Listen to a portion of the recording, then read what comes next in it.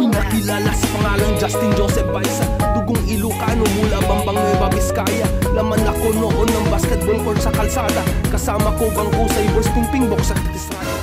Yo! What's up guys? This is your boy again, Daddy Kabulin, your Daddy Kavintage again guys. Yan nga guys, may dumi. Yan guys. Kamusta naman kayo guys? Kamusta naman tayong lahat dyan guys? Sana okay na okay kayo guys. Kasi kung akong tatanungin nyo guys is always alright tayo guys. Yun. So guys, for today's vlog is meron na naman akong i-share sa inyo guys na na-hits ko na dagdag collection guys. Yan. Siyempre guys, obviously, ano bang favorite team natin guys? Ang nilaruan ni Michael Jordan. Yan guys. Ang Chicago Bulls, siyempre yan lang naman ang kinokollect natin na NBA team guys. Yan. So guys, kung ready na kayo at ready na ako, ano pang inaantay natin guys? Let's get it on! At ito na nga guys, ito na guys, yan, di pa ako napagpagupit guys, di pa tayo nagpa-jupet. Yan guys, pero okay lang, yan, ito na guys, ito na. Pero siyempre guys, before we proceed to our items guys, is kung bago ka lang dito sa aking YouTube channel na JJBKIB, is wag mo kakalimutan mag-subscribe guys, and pakipress na din yung notification bell para hindi mo mamiss ang aking mga upcoming videos guys. And syempre palike na din ang ating video kung na-enjoy nyo yung mga ganitong klase ng content, and don't forget to share it to your friends and relatives guys. Yan guys, so no further ado guys, let's dive into it guys. Let's go. So guys, eto na guys. Ang kwento nito guys is, sabi ko nga, so, nag-live si Stylish. So, alam nyo na guys kung anong item tong ipaplex ko sa inyo guys. Isang salakot guys. Si Stylish is si Lakay Christian Rodolfin Dalion guys. Isang lakay din yan. That's pretty good. And nag-post siya guys ng mga, siguro bago ng items, tinamad siya mag-live, is nag-post na lang siya. And nagustuhan ko kasi nga, wala pa akong klaseng design na ganun ng aking mga sombrero sa Chicago Bulls ko. At yung design niya is para sa akin is kinda unique. Kaya may mga nag-i-inquire din naman, pero sabi ko sa comment, sige may lakay, itabi mo na, ako nang bahala. Di ba guys, ganun yun. Yan, so sige lakay, yours na to. Then, ayun nga, napasa atin to guys, so hindi ko na patatagalin guys. Eto na guys. Ang i-flex muna natin guys ang hat. Let's go. Eto na guys, so tan-tananan! Yan guys, oh. Yan guys, hindi naman siya pinwheel, para siyang dala. Uy, may hangtag pa pala guys. Brand new to guys, brand new dead stock guys. Yung tag na dito guys is malalaman natin, may price yan. Pero syempre itong price na to guys is noong na manufacture to, kaya medyo mababa dito guys. Pero sa ngayon is may price na din to, may worth na din guys, kasi nga vintage na din guys, vintage. Yan guys, i-flex muna natin. Ayan guys, ang top brim niya. That's pretty good. Yan, parang big logo na din siya. Parang monster, nakakalimutan ko yun. Parang monster text ba tawag doon? Pero yan, basta malaki yung OG logo ng si Benny the Bull. Ayan, black side tsaka red side. Ito guys, is kwan lang siya. Cotton poly ata to guys, ang kapal ng tela eh. Wait a minute. Hindi, 100% cotton guys, 100% cotton. Makikita nyo mamaya guys, yan. Then sa red side is Chicago, then sa black side is Bulls ang nakalagay guys. That's pretty Ayan. good. Then andito pa nga, intact na intact ang hangtag guys. Yan, ang tawag dito is brand new dead stock guys. Ang snap guys is plain lang. Ayan, plain lang ang snap guys. Yan, plain. Then black sweatband.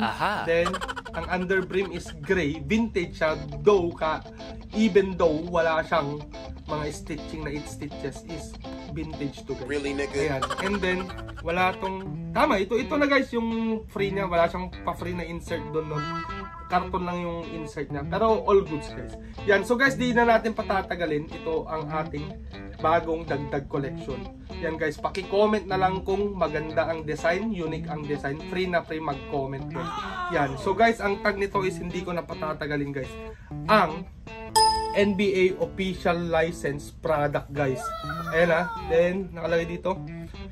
Ito guys, Drew Pearson to guys. Drew Pearson Companies, all rights reserved. Yan, makikita nyo. Picturean ko na lang guys para mas malapitan nyo makita. Drew Pearson, collab siya ng Drew Pearson Companies guys. Ayan, dan din sa likod guys, makikita nyo. Ayan guys, oh. Drew Pearson merchandise mo. Headwear pala. headwear, one size fits all, made in Korea, 100% cotton yan guys. Kaya sabi kong cotton, ang kapal, 100% cotton pala guys yan. Sana nga din nagpa-discount sila kay Christian ng 100% discount din sa akin guys. Yun. Sorry guys, nagmura tuloy ako, sorry guys. Ayan nga guys, yan. Drew Pearson to guys. Alam nyo guys, trivia lang ha. Sa mga design ng Drew Pearson na mga hats guys is masasabi kong bizarre, unique, peculiar, or weird. Weird yung mga design. Bizarre. Masasabing bizarre din kasi ang lalaki ng mga text. Graffiti, ano pa ba yung crack, T-bolts. Makikita nyo dyan yung mga example ng Drew Pearson designs guys. Napaka-unique, napaka-weird, tsaka napaka-one of a kind design guys. Ano pa ba? Crack design, T-bolts, slam dunk hat, Old English, graffiti. Basta yung mga malalaking mga design is ganun ang design ng Drew Pearson. Yun yung trademark na design ng Drew Pearson guys. Ayan nga guys, so guys, hindi ko na kayo bibitinin. Ito guys is na-hits natin sa halagang 200 dirhams guys. Wow. Or in peso is 3,000 pesos guys yan. Pero guys, hindi naman ako mag-memorize, di ba guys? Kaya titingin tayo sa kodigo natin guys. Yun. Yan nga guys, 200 dirhams or 3,000 pesos. Pero sa online price, kaya nasabi kong hits kasi sa online price, ito pala guys, original tag niya is $16.99 which is $17 lang. $17. Pero ang nakita ko sa online, which is napadpad tayo sa eBay guys, yung price ng ganito guys, ngayon yung ipapakita ko pong picture guys is hindi pa yung brand new. At saka UP pa, yung condition niya is hindi ganito na napakaayos. At saka yun, wala ding hangtag yun, pre-owned na yun. Pero yan, yung makikita nyo is mas mataas pa yung presyo niya dito guys. Yan, so napadpad nga tayo sa eBay guys, is nagkakahalaga din to guys yung ganitong design sa halagang $70 guys. $70, makikita nyo dyan guys kung yung picture na sinasabi ko na UP at mas okay pa to sa murang halaga lang guys. $70 or 280 dirhams guys. In peso naman guys is nasa 4,200 pesos guys. So guys, in calculation is naka-hits na agad tayo guys. Hits na agad kasi nakamura tayo guys. Naka-save tayo ng 80 dirhams guys or 1,200 pesos guys. So ayan nga guys ang bagong hits natin na Chicago Bulls na 100% cotton. Parang makapal na din siya. Kasi kung twill to is mahirap din hulmahin. Pero to, excited na nga ako dito hulmahin eh. Kasi hindi ko pa to nalalaban. Pero ewan ko kung paano ko lalabhan. Siguro pwede kong remedyuhan to para matanggal. Then, pwede ko din ibalik para may design pa rin siya guys. Yan. So guys, ito ang bago nating design, ay bagong dagdag collection natin sa ating Chicago Bulls hats guys. Yan. So guys, gusto ko lang i-grab yung opportunity na to guys. Na, tawag nito, na magpasalamat kay Lakay Christian sa laging availability ng mga Chicago Bulls hats niya. Kung bagong dating, ipapakita niya muna, sasabihin niya, Lakay, may bulls ako, baka may trip ka bago ako mag-live. Ganun sila kay Christian guys. Pero parang ninja, pinapaninja sa akin. Pero syempre nasa collector naman yun guys kung ano yung trip niyan, design, tsaka yun na nga din, fitting ng hat guys. Mapa-gem man yan or hindi, mapa-wool man yan or kahit anong material yan. Kasi collectible ngayon is wool. Pero para sa akin, kung trip ko yung design, kahit hindi yan wool, tapos magandang fitting is kukunin ko guys. Like ito guys, ito, cotton, 100% cotton pero makapal, is kinuha ko guys. In-explain, honest naman, transparent naman si Lakay Christian pag nagbebenta. Then finit niya din, nag-send din, malalim na. So sabi ko, all goods. Then pinuntahan ko, malapit lang din naman. Si Sir Glenn pala, shower out din. Si Sir Glenn pala ang naghatid nito dito sa bahay. Sir Glenn Noblesa. Yan, best friend yun ni Sir Christian. At ayan nga guys, ang daldal ko guys, magpapasalamat na tayo kay Lakay Christian. Shower out Lakay.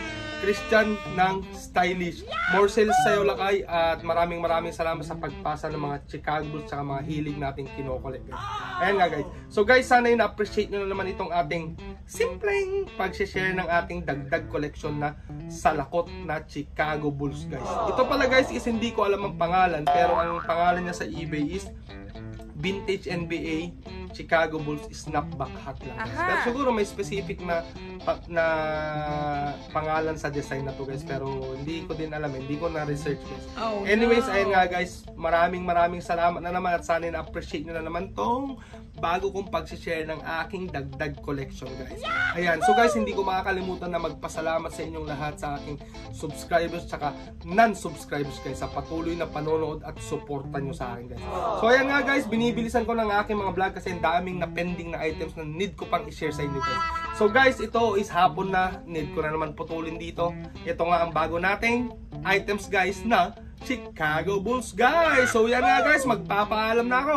Here's your boy, Daddy Kabuli, your Daddy Ka Vintage, saying till next time, peace out, bye bye.